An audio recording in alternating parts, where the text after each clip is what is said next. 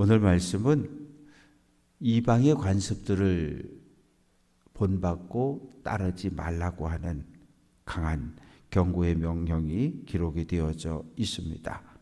1절부터 5절까지 말씀 속에는 두 가지 큰 이야기를 하고 있는데, 첫 번째는 이스라엘 백성들이 애굽에서 430년을 살았잖아요. 430년을 살다 보면 자연스럽게 애굽의 문화와 동화되게 되어져 있어요. 섞이게 되어져 있어요.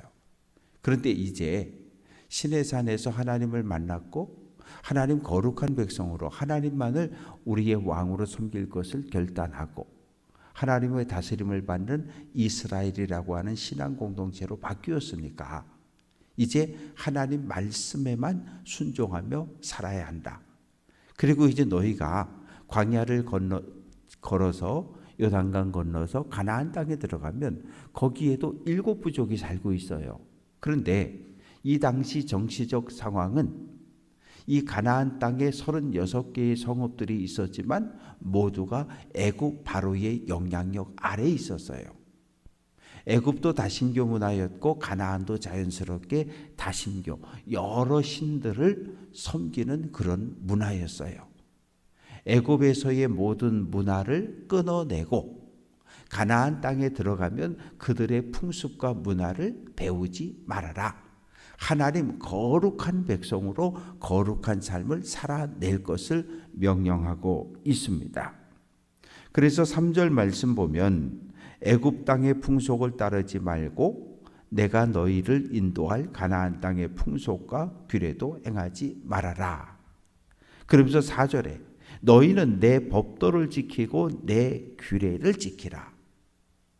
여기서 법도라고 하는 것은 하나님께서 정해주신 율법을 따라서 사회생활을 하라는 거예요. 그리고 규례, 하나님께서 유월절, 무교절, 장막절 각 절기에 대해서 말씀해 주셨는데 그 말씀대로 살아야 할 것을 명령하고 있습니다. 이제 6절부터 18절까지 긴 말씀 속에 근친, 상간, 가족끼리 절대로 이 못된 짓을 하면 안 된다, 이런 이야기를 하고 있습니다. 6절 말씀에 보면 자기의 살붙이라고 하는 말은 핏줄이란 얘기예요. 가족이란 얘기예요. 친족이란 이야기예요. 하체를 범하지 말라, 이 말의 의미는 옷을 벗기면 안 된다는 얘기예요. 요즘 표현으로 하면 바지를, 치마를 벗기면 안 된다는 얘기예요. 즉 가족끼리, 핏줄끼리 절대로 이 부도덕한 성관계를 가지면 안 된다, 이런 경고의 말씀이 있는데 오늘 말씀 속에 보면 왜 이런 말씀을 주실까?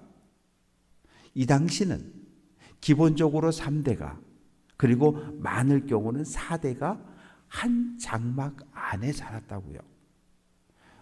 몽골에 가면 몽골 사람들은 게르라고 하는 이렇게 큰 텐트를 치고 그 안에서 온 가족이 생활을 하거든요. 이스라엘 백성들도 그랬어요. 큰 장막 안에, 큰 텐트 안에, 여기서 할아버지부터 시작해서 손자 손녀까지, 시집 안 간 고모들, 뭐 때로는 이모들, 그래서 이 보통은 15 이상 20명까지 이 많은 가족들이 한 울타리에 살았다고요.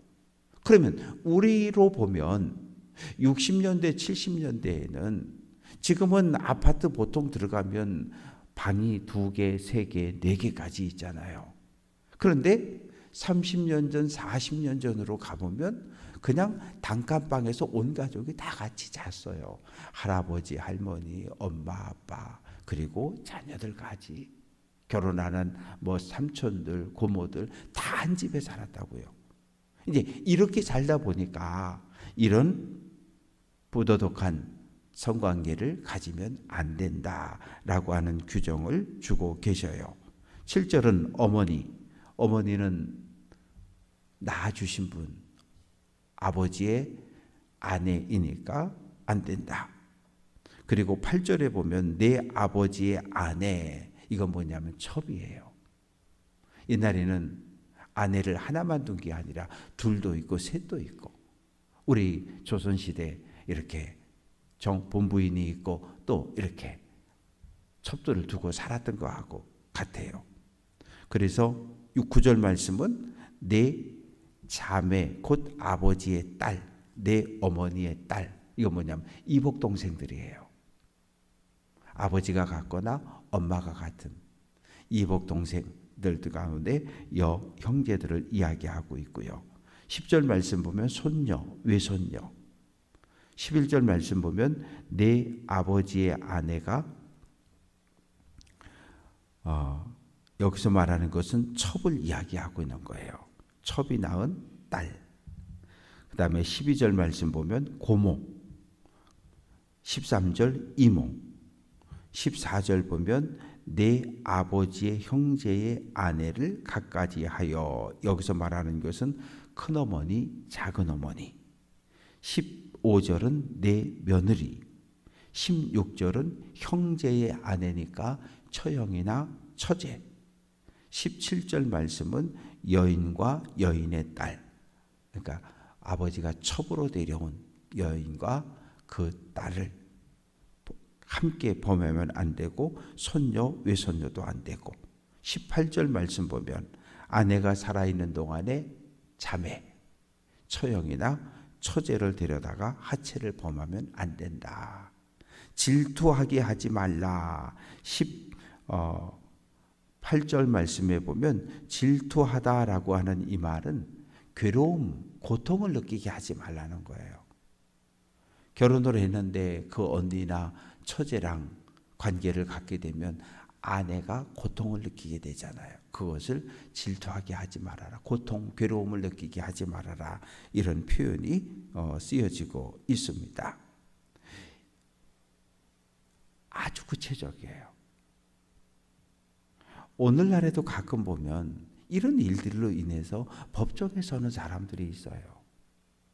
어떤 아버지는 친딸을, 어떤 사람은 가족을 건드려서 법정에 가가지고 재판을 받는 이런 모습들이 지금 이 시대에, 이건 3,500년 전에 주어진 율법인데 이런 일들로 인해서 지금도 우리의 사회법정은 재판 수없이 진행되고 있어요. 수없이. 그러니까 하나님께서는 너희는 하나님의 백성이니까 너희는 그렇게 살지 말라는 거예요. 너희는 성적인, 도덕적인 순결함을 잘 지켜서 그렇게 살아가야 할 것을 명령하고 있고요. 19절 말씀 보면 이제 19절부터 23절까지 말씀 속에 보면 19절은 여인이 아내가 월경하는 동안에는 가까이 하지 말아라, 손대지 말아라, 가만두라는 거예요. 쉴 수 있도록. 그리고 20절 내 이웃의 아내와 동침하지 말아라. 내 이웃의 아내라고 하는 것은 10계명 가운데 10번째 계명, 출애굽기 20장 17절이 너는 내 이웃의 아내를 탐내지 말라라고 써 있어요. 왜? 아내라고 하는 것은 지금부터 3,500년 전 개념으로 보면 아내라고 하는 것은 내가 열심히 일해서 1년 연봉을 저축하고 그 연봉을 장인어른에게 갖다 드리고 그리고 내가 처음 데려온 사람이 내 아내인 거예요. 그러니까 이웃집에 있는 이웃 남자의 아내를 내가 취하는 것은 큰 범죄라고 경고를 하고 있습니다. 또 21절 말씀 보면 너는 결단코 자녀를 몰렉에게 주지 말아라. 이 암몬이라고 하는 나라의 신이었거든요. 이 몰렉은. 그런데 이 사람들이 자기 자신들의 믿음을 드러낼 목적으로 하나님께 더 큰 복을 받을 목적으로 장나물 주로 갖다 바쳤다고요. 어떻게? 불에 태워서요. 인신제사를 드렸어요. 손을 이렇게 뻗고 있으면 요 팔과 팔 사이에다 애를 얹어놓은 그 밑에 불이 타고 있는 거예요.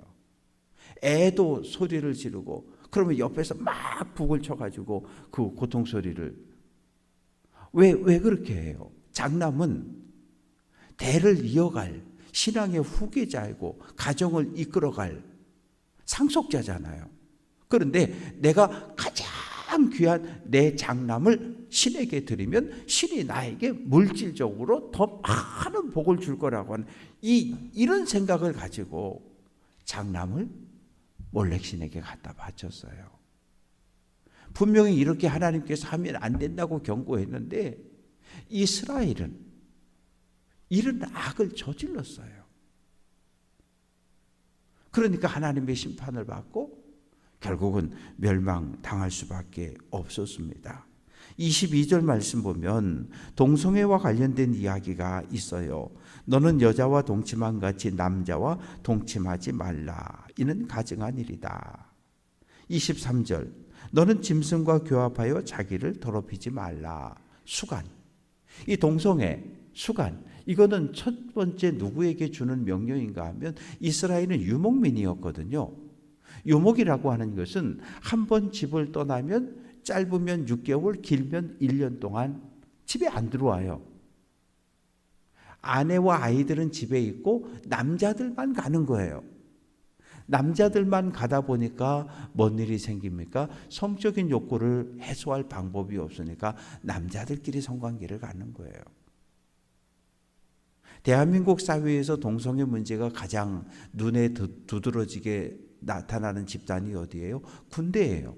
왜? 남자들만 모아놨으니까.